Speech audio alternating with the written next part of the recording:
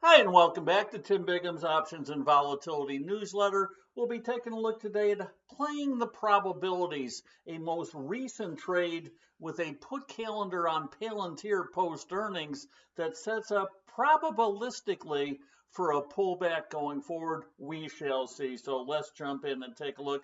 First of all, from a technical perspective, here's the 1-year chart on Palantir. You can see the stock absolutely ripping to the upside at new recent highs, right? Trading 15% now above the 20-day moving average, right? Last time it was even close to that percentage above, led to a pullback in the stock, which you see was 2 earnings ago. Similar sort of chart pattern here with the gap and pop. We'll see how high Palantir will fly.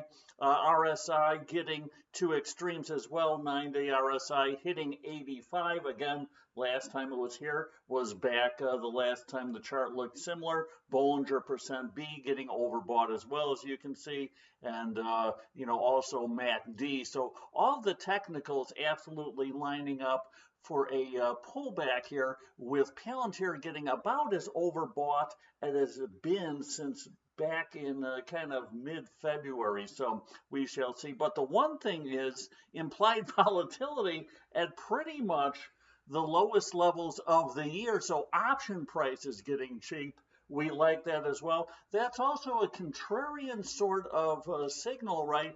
That anytime you see IV drop to this sort of low level, even post earnings, right, which normally you get the vol crush, but normally a contrarian sign, right? Sometimes it takes a while to play out. Also taking a look, as we always like to do, at the market cap on Palantir now.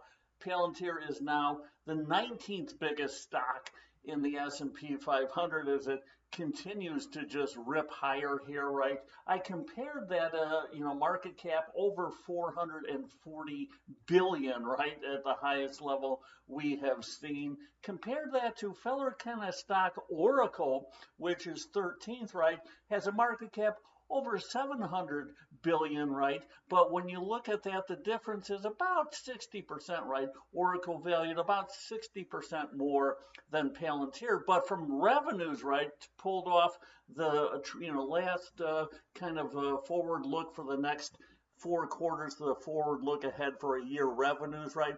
Palantir looking to maybe get a little bit more than 4 billion in revenues. Last quarter they finally hit a billion for the first time in any quarter in history, right?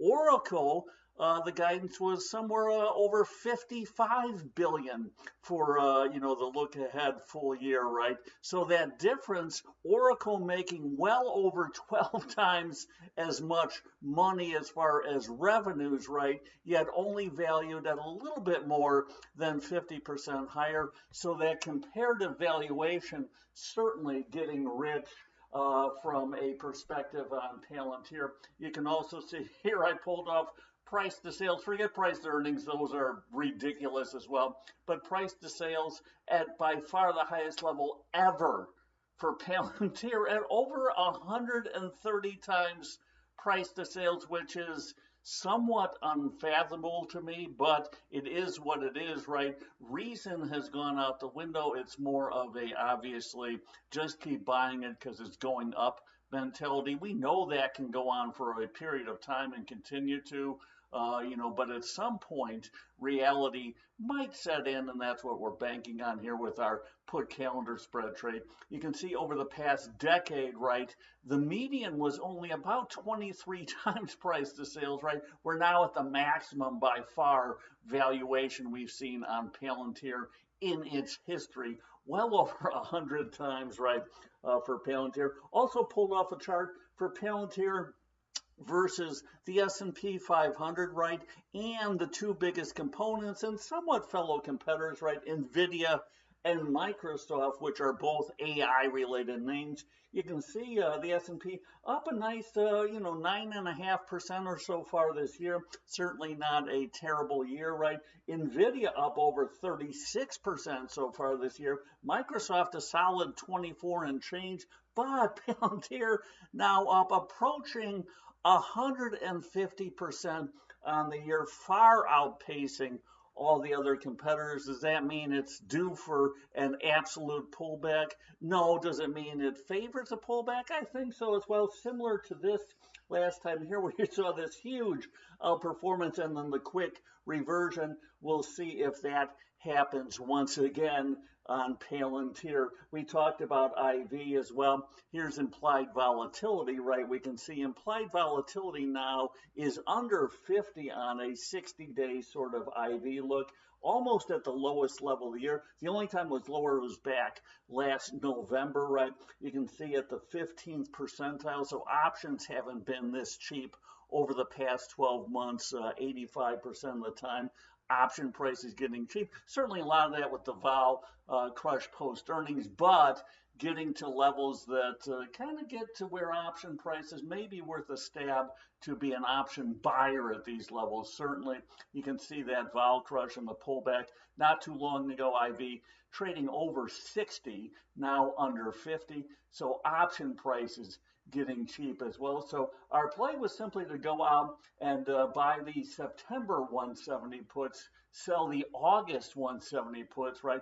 Pay a little bit over $5, buying about a 50 IV, selling a 52. That trade actually has gotten a little bit cheaper since then, right? You can get in under $5. The nice thing about that trade, though, is you can absolutely go out and hedge, right, with the weeklies, the 22nd, the 29th, the 5th, the 12th, and even then put on the vertical the 19th. So you have 5 different sets of weeklies to continue to what I call chop wood and hedge the trade here. And you can see that PLTR, that 170 put now trading just about $5. So you can, simply get into that trade a lot cheaper, buying that calendar spread trade, right? Going out and buying the September traditional, right? Selling the August and paying right now a little bit over $4.50 on the trade, and then just keep bringing in and looking for just what I call a bad hair day, right? For PLTR to pull back towards, doesn't even have to get to the 20-day moving average around that 160 level. That's all we're looking for. We're really looking for a pullback to this area here, right, would be ideal.